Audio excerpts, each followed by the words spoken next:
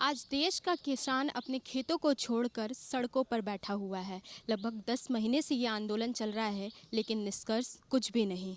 10 दशकों की बातचीत के बाद भी कोई निष्कर्ष नहीं निकल रहा। किसान का हाथ अब भी खाली है। इसी खास चर्चा में आज मेरे साथ राकेश टिकैत जी जुड़ रहे हैं, जो कि अभी छत्तीसगढ़ आए हुए हैं किसान महापंचायत के लिए, उसमें शिरकत करने के लिए पहुंचे थे। राकेश जी, हिंदी खबर से जुड़ने के लिए आपका बहुत बहुत स्वागत है।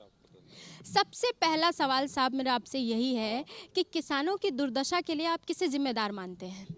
भारत सरकार को। हाँ, उनको जिम्मेदार मानने। आगे क्या होगा यदि भारत सरकार, अब भी चर्चाएं चल रही हैं लेकिन कोई निष्कर्ष नहीं निकल पा रहा है?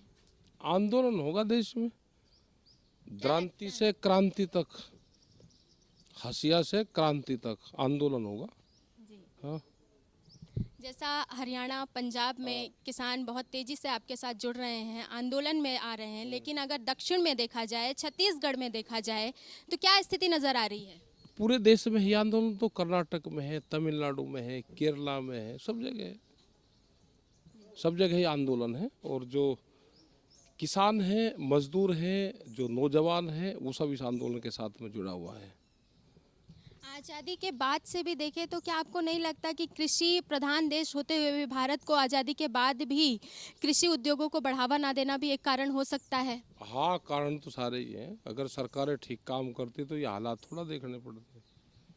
जो 3 काले कानून बनाए गए हैं सरकार के द्वारा, क्या लगता है आगे क्या सरकार वापस लेगी आपके इस रुख को देखते हुए? वापसी लेगी, भारत सरकार वापसी लेगी ना। एमएसपी पे गारंटी कानून भी बनाएगी। जी। जो और बहुत कानून लेकर आना चाहती हैं वे कानून भी नहीं आएंगे। जो देश का किसान नौजवान चाहेगा देश में वो होगा।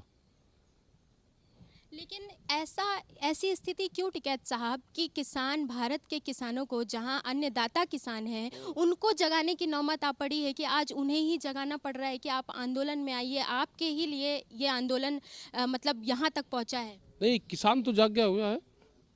लेकिन ये दक्षिण भारत में नहीं दिख रहा है नहीं ऐसा। नहीं, सब जगह जाग रहा। वो तो दिखाई नहीं देता तो उसका तो नहीं पता, लेकिन किसान तो जाग रहा। वो सरकार को नहीं दिखाई दे रहा, वो तो नहीं पता, लेकिन किसान तो देश का जाग गया हुआ है। और ये आंदोलन 10 महीने से चल रहा, तो किसान के बदौलत ही चल रहा। देश के 14 करोड़ नौजवान जो बेरोजगार हुए हैं, जो प्रधानमंत्री ने कहा था कि हम इनको रोजगार देंगे, वो इस आंदोलन में है। देश के 14 करोड़ नौजवान जो बेरोजगार हुए हैं, जो प्रधानमंत्री ने कहा था कि हम इनको रोजगार देंगे, वो इस आंदोलन में है। इस आंदोलन में वे लोग हैं जो 2022 में भारत सरकार और देश के प्रधानमंत्री ने कहा कि आमदनी दुगनी होगी। 3 महीने ही तो रह गए, देश की आमदनी तो दुगनी हो ही जाएगी 3 महीने बाद। वहाँ देश के प्रधानमंत्री ने कहा, तो 3 महीने और इंतजार कर दें। आगे आपके पास कोई ऐसा ठोस कदम है जिससे मतलब किसानों की रणनीति और किसानों की आर्थिक स्थिति अच्छी हो सकती है? हाँ, सरकार बातचीत करेगी तो उनको बताएंगे। तो अभी आप बता सकते हैं कि सरकार आपकी नहीं बात नहीं, सुने और बातचीत के लिए जब राजी हो? सरकार बताएगी, सुनेगी, बात करेगी तो उनको बताएंगे हम। टिकैत साहब, दिक्कत कहाँ पे आ रही है कि सरकार बातचीत के लिए तैयार नहीं हो रही है? क्योंकि इतनी सरकार सारी को कंपनी चला रही। अगर सरकार किसी पार्टी की होती तो वह जरूर बात सुनती। ये कंपनी की सरकार है, तो कंपनी की सरकार थोड़ा लेट मानने की। हाँ, कंपनी की सरकार है।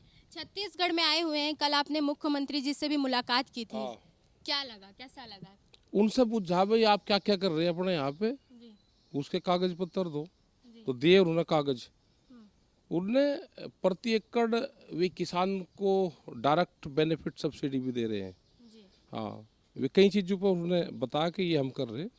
और भी कई चीज़ों पर बताया कि भारत सरकार अगर हमें एथनॉल बनाने की परमिशन दे तो हम यहाँ का जो राइस होगा, यहाँ की जो और फसलें होगी, उनको हम एमएसपी पे खरीद देंगे, ये उन्होंने कहा। तो भारत सरकार को देनी चाहिए। भारत सरकार भी जहाँ पे उनकी गवर्नमेंट नहीं है, उन राज्यों को बेनिफिट नहीं देना चाहती, ये लगा है। टिकैत साहब, आप काफ़ी दिनों से राज्यों में घूम रहे हैं, अलग अलग राज्यों में आप गए होंगे, लेकिन एक चीज़ देखने को मिल रही है कि भारत के अलग अलग राज्यों में किसानों की आर्थिक स्थिति भी अलग अलग है। ऐसा क्यों है? एमएसपी अगर मिल जाएगी तो पूरे देश को लाभ हो जाएगा। एमएसपी पे खरीद नहीं होती। जो बाजार भाव है वो सस्ता है, सरकारें सपोर्ट नहीं करती, तो इसलिए हालात खराब है। यदि जैसा आप बोल रहे हैं एमएसपी को लेकर के, तो अगर किसानों का हित एक है तो किसान बटे हुए क्यों नजर आ रहे हैं? कहाँ बैठ रहे किसान? हर जगह यही दिख रहा है सर। ना, जैसे ना। मैंने बताया आपको कि जैसे छत्तीसगढ़ हो गया, दक्षिण भारत के लोग हो गए, किसान हो एक गए, जगह आगे, एक जगह है सब अब तो। आप लेकर आ रहे हैं। हाँ, नहीं, पहले से ही एक जगह है। अब किसान संयुक्त मोर्चा बन गया, इसमें 550 से ज़्यादा संगठन हैं, जी और किसान संयुक्त मोर्चे के लीडरशिप में सबको विश्वास है। तो सब पूरा देश का किसान, मजदूर, जी और किसान संयुक्त मोर्चे के लीडरशिप में सबको विश्वास है, तो सब पूरा देश का किसान, मजदूर, व्यापारी सब एक जगह अब है। भूमिहीन किसान, दूध का व्यापार करने वाला, जो वेजिटेबल, तरकारी, सब्जी का व्यापारी है, वो सब एक जगह है।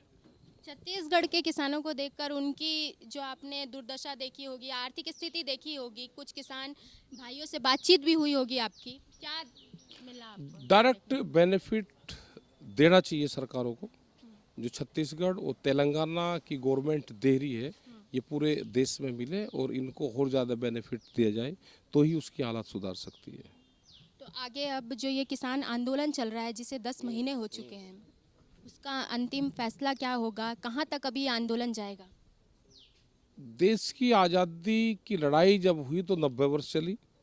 ये किसान की, नौजवान की आज़ादी की लड़ाई है, ये कब तक चलेगी ये तो नहीं पता हमको। हम कोई ज्योतिषी हैं कि हम आगे कहाँ तक चलेगा?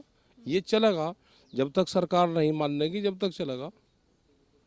हाँ, चलेगा ये। आगे डिसीजन क्या है आपका? मतलब इसी तरीके से आंदोलन पूरे जारी देश में मीटिंगें करेंगे, सरकार की कारगुजारी बताएंगे, सरकार किन किन संस्थाओं को बेच रही है उसको बताएंगे, और अगर देश का युवा खड़ा नहीं होगा तो पूरा देश बिकेगा। तो युवाओं को आह्वान कर रहे हैं? हाँ, कर रहे युवाओं को आह्वान, भाई अपने ट्विटर और फेसबुक पे वो करो, और वैसे आमने सामने क्या, मेरे किसान को कह दिया कि द्रांति छोड़ के क्रांति की तरफ आओ। टिकैत साहब, एक खास बात आपसे, कल मीडिया से चर्चा के दौरान आपने कुछ मीडिया हाउसों पर कुछ हाँ, क्या कहा था, हाँ, क्या? तो वो क्या था और कैसे वो लिया मीडिया गया हाउस को उसे? ये कहा कि अगला जो टारगेट है वो मीडिया हाउस है, ठीक है, हमारा साथ दो, देश के साथ में आप रहो, नहीं तो सरकारें अगला टारगेट मीडिया हाउस को बनाएगी। जैसे किसान, उनकी प्रॉपर्टी, और जो देश का नौजवान है, अगला टारगेट सरकारों का मीडिया हाउस है। बहुत नेशनल मीडिया हाउस बनेगा, हाँ, पूरे देश को खबर चाहिएगी तो वहाँ से ही खबर उठाएगी। प्रेस की आज़ादी पे बैन लगेगा, कोई खबर अपनी मर्जी से देश में नहीं चलेगा। देशिया में देश को कोरिया जैसी राह पे देश को ले जाना चाहते हैं। ये लुटेरों का आखिरी बादशाह साबित होगा, किंग जोंग की भूमिका में आने वाले हैं यहाँ के अच्छा, सब। मतलब आपका कहने का मतलब ये हाँ, था सही कि है, अगला सारा। टारगेट किसानों के बाद सरकार का सरकार मीडिया हाउस हो। मीडिया हाउस है, अब उसको घुमा फिरा के कौन क्या कह रहा वो तो नहीं पता।